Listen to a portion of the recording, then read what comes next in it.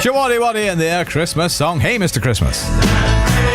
Tomorrow, I'll be back, and it's our final Piano Room of 2022 tomorrow. Mimi Webb will be our special guest. Join us for that. But right now, it's midday. Here's Jeremy. Thank you so much. Good afternoon. Cheers, Ken, and welcome to Wednesday afternoon on the Jeremy Vine Show, BBC Radio 2.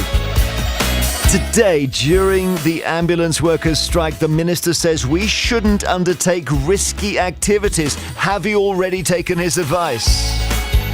It'll now be straightforward for 16 and 17-year-olds to change their legal gender. There's a vote today in the Scottish Parliament. We're going to hear the details. It's very controversial.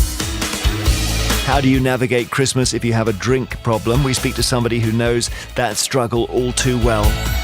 And why do so many people resent the round-robin Christmas letter when somebody's gone to the trouble of telling you all their news?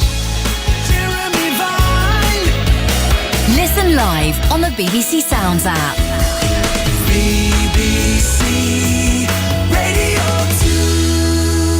2. All that coming. Let's go to the newsroom first, though, and hear what's breaking with Adam Porter. Jeremy, thank you. Care home providers have told the BBC they're prepared to drive residents to hospital today as ambulance workers across most of England and Wales take part in strike action.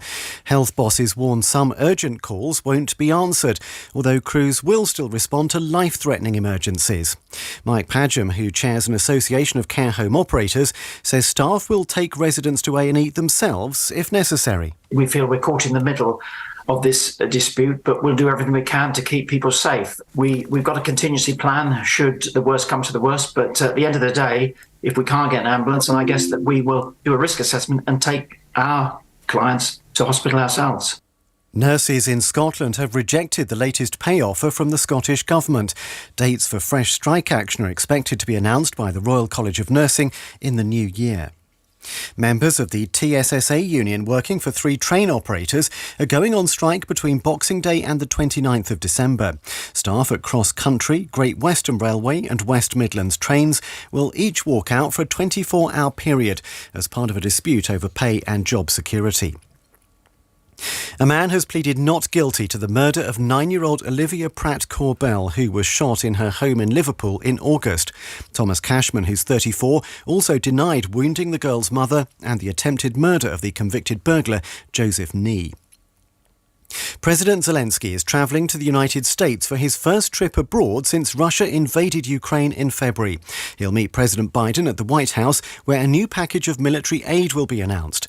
Colonel Brendan Kearney, the former Chief of Staff for US Marine Corps forces in Europe, says now is a good time for President Zelensky to rally support. Things have quieted down on the battlefront. I mean, not to the Ukrainians and the Russians that are engaged in virtually hand-to-hand combat in some portions of Ukraine. But, you know, here in the States, it has really gotten very, very quiet regarding anything Ukraine. Members of the Scottish Parliament are meeting again this afternoon to try to complete their debate on plans to make it easier to change gender legally. Supporters say the legislation will ensure dignity for trans people, but critics describe it as a threat to women and girls.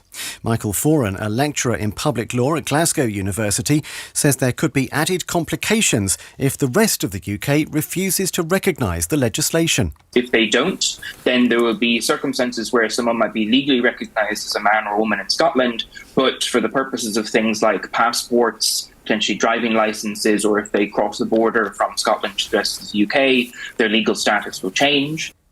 A study has revealed that all 10 of the most expensive streets in England are in South and West London. Top of the list is Phillimore Gardens in Kensington, where the average house price is £23.8 million. BBC News, it's 4 minutes past 12. The average? I'm sorry. The next 2 hours in 4 words: ambulance, gender, drink, letters. Listen live on the BBC Sounds app. BBC Radio 2. And a bit of Bublé, I think. I wonder if, as you listen to this, you'll curb your normal dancing because we've been told not to undertake risky activities.